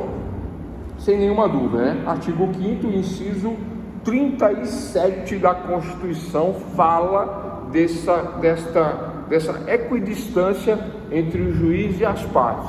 Não, pessoal, o juiz não tem amizade com o advogado, tá? Não pode ter. Juiz com advogado não existe. Se tiver, já sabe que não pode advogar naquela vara, já sabe. Foi pego recentemente aí um advogado jantando com um juiz em outro país, foi pego, filmaram. Não pode, pessoal, não pode, fere o princípio da imparcialidade, né? Quem que estava pagando a conta com certeza era o advogado. O pessoal fala que advogado ganha mal, né? Pessoal, eu conheço muito advogado que ganha muito mais do que os juízes e não são poucos não. E é muito dinheiro, é tanto dinheiro, não sei o que esses caras fazem com tanto dinheiro. É muito dinheiro que esses caras ganham, Eu, advogado, viu? Então, essa história de imparcialidade, ela é muito séria mesmo, a ponto de anular um processo por conta de que haverá é antidemocrático, né? É antidemocrático. Por que é antidemocrático? Porque se a democracia advém da lei, e a lei advém do povo, através dos nossos representantes, através do sufrágio universal, que é o voto, olha só, então eu elejo lá quem? Vamos lá, pessoal, né? Tem vários políticos, eu não vou falar não que é chato, né? Eu elejo o meu representante, 1, 2, vários, né? Senadores, deputados federais, estaduais, municipais, né? Aqui no DF, deputados distritais. Eu elejo o meu representante, eles fazem uma lei, né? Defendendo o meu interesse, né? Eles fazem uma lei defendendo o meu interesse. Tranquilo? Olha só, dentro dessa lei que defende o meu interesse, também foi votado lá, onde foi votado? Em 1988, agora, 1988, foi votada a última Constituição do Brasil, 1988. Tiveram outras antes? Tiveram, mas agora, recentemente, em 88, né, acho que a maioria de vocês já estavam vivos e vocês, ou pais de vocês, votaram nestes que fizeram a Constituição. Olha que interessante. Qual é o nome jurídico para o juízo passional?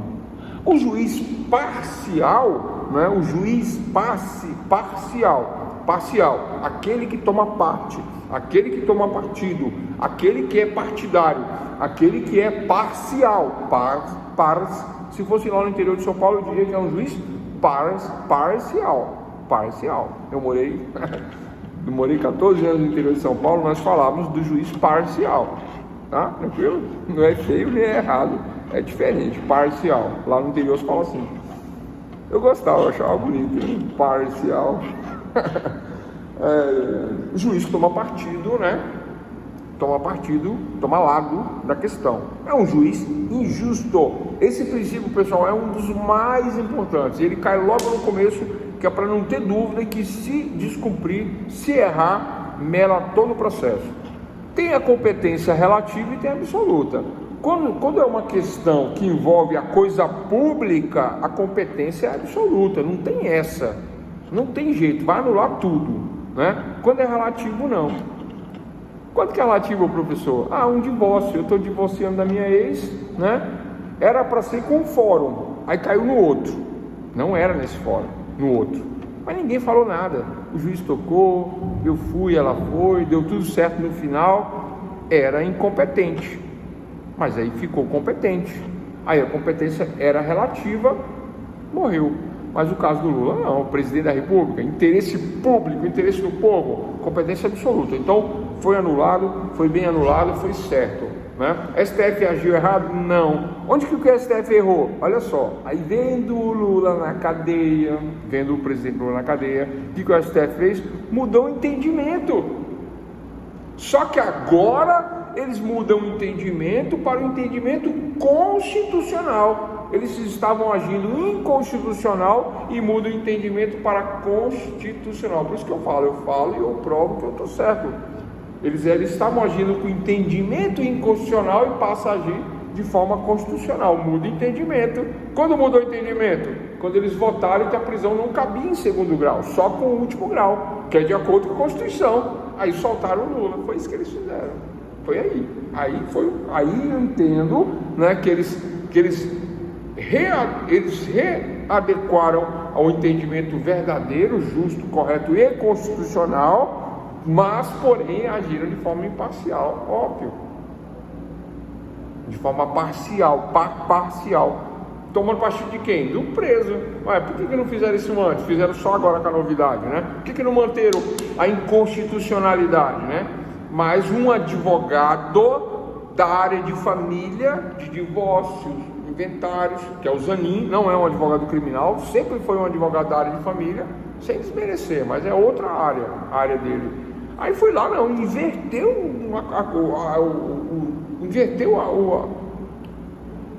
o entendimento do Supremo Tribunal Federal, tirando a inconstitucionalidade, voltando à constitucionalidade. E ainda virou ministro do STF. O advogado do preso agora vira ministro do STF. Aí falaram que ele deu 2 votos conservadores essa semana. Lógico, ele vai dar 10 votos conservadores, ele vai dar 100 votos conservador. Mas se cair o cliente dele, que eles comem um camarãozinho junto, uma lagosta, né? Tomam uma pinguinha junto, que ninguém é de ferro, né? Ele é o advogado dele. O Lula não gosta da pinguinha? Então ele toma uma pinguinha, o advogado dele, o Zanin, toma uma pinguinha juntos, né? Claro, advogado, gente, né? Advogado é igual político, né? Eu fui na casa de um cliente, aqueles copinhos de massa de tomate, né? Mas eu não tenho preconceito nenhum, né? E tomo um cafezinho no copinho de massa de tomate, mas o copinho tava sujo, tava com o dedo assim, né? Eu não sou nojento, mas eu vi aquele dedo, me embrulhou meu estômago. Eu não queria tomar não, né? Aí a cliente fala assim, tão gostoso, fiz pra você. Aí eu falei, meu Deus, aí vou ter que tomar esse negócio. Aí eu esperando a cliente sair para me jogar na pia, mas ela não saiu, ficou olhando para ver se eu tomava, eu tomei, né? Tomei. O Lula e o Zanin tomam uma pinguinha juntos. Se cair lá no STF um caso dos Lula recente, que não vai cair mais. E se cair, o Lula está com 77 anos, não acontece nada, porque a lei de execuções penais fala que para qualquer preso acima de 75 anos o regime sempre vai ser o aberto, sempre. É uma lei que fala de dignidade da pessoa humana e tal. Não dá prisão para quem tem acima de 75 anos. 75 em diante não vai preso. Anotem. O professor falou lá e tal. Não vai preso. Ele pode ter 10, ele pode pegar 100 anos de condenação e ele não vai preso. O Lula não vai preso mais por causa da idade. Bom, então, dentro dos princípios que são verdades fundantes, falamos do devido processo legal, falamos da imparcialidade e, para fechar a aula de hoje, dá tempo ainda, princípio do contraditório terceiro. Contraditório. Princípio do contraditório, artigo 5º da Constituição Federal. Qual é o inciso? LV. LV é 40, vocês acharam que eu não sabia, né? Não, mas ainda fiquei pensando, será que é 40 mesmo? LV é 40. Então, inciso 40. Esse negócio de romanos, hein? No começo da faculdade, tem que decorar isso aí. Passar um exercício para vocês decorar inciso, para não passar vergonha, né? Eu falei inciso 58, aí o juiz falou, doutor, como é que faz 58? Achando que eu não sabia, né? Aí eu falei, vai lá, anota aí. Ele pegou e me anotou, né? Mas a gente passa vergonha às vezes, né? Vamos lá, doutores e doutores, né? Igual o da imparcialidade. Parcialidade é 37, né? X,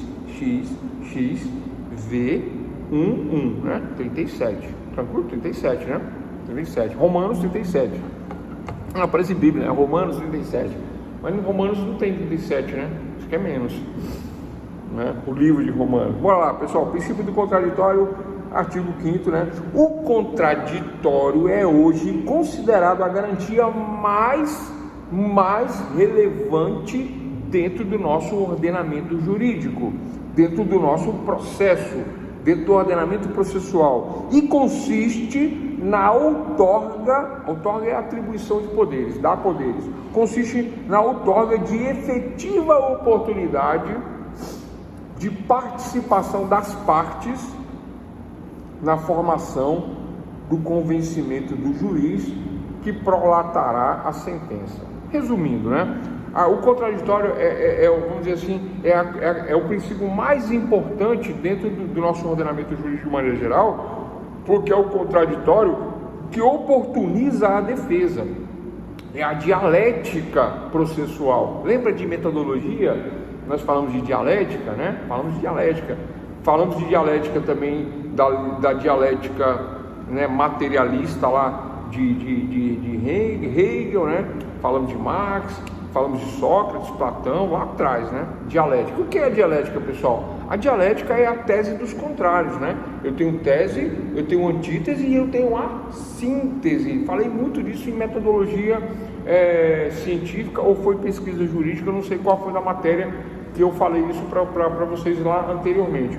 Mas a dialética é o princípio do contraditório. O direito tem o princípio do contraditório, e o princípio do contraditório obrigatoriamente tem essa questão dialética. Esta questão dialética dentro do direito, dentro do contraditório, é a questão que envolve, né, a oportunidade de se defender.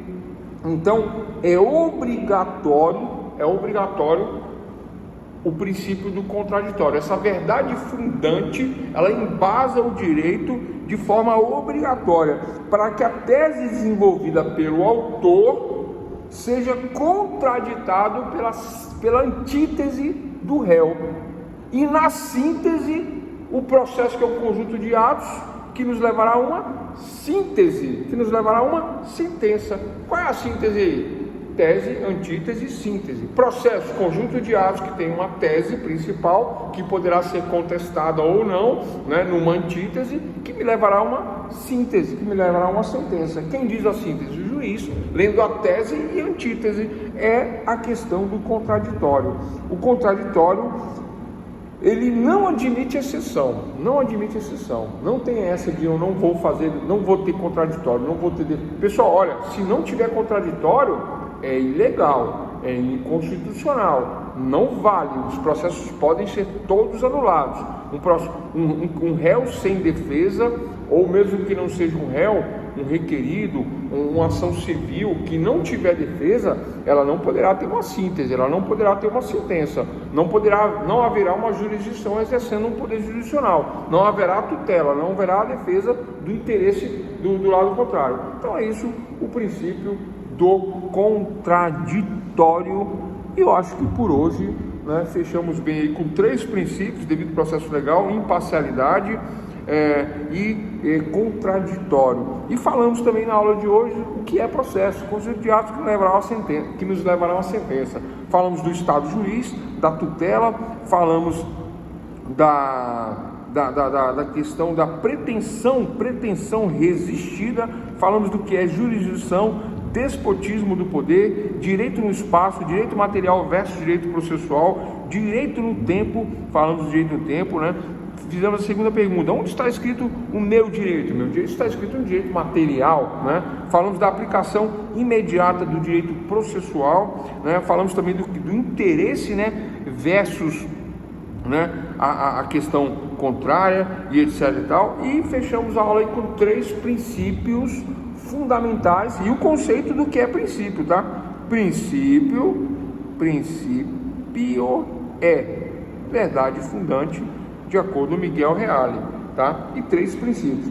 Essa questão, pessoal, da imparcialidade de todos os princípios, ele é um dos mais importantes, principalmente por conta dessas questões modernas que estão sendo discutidas aí, né? Tranquilo?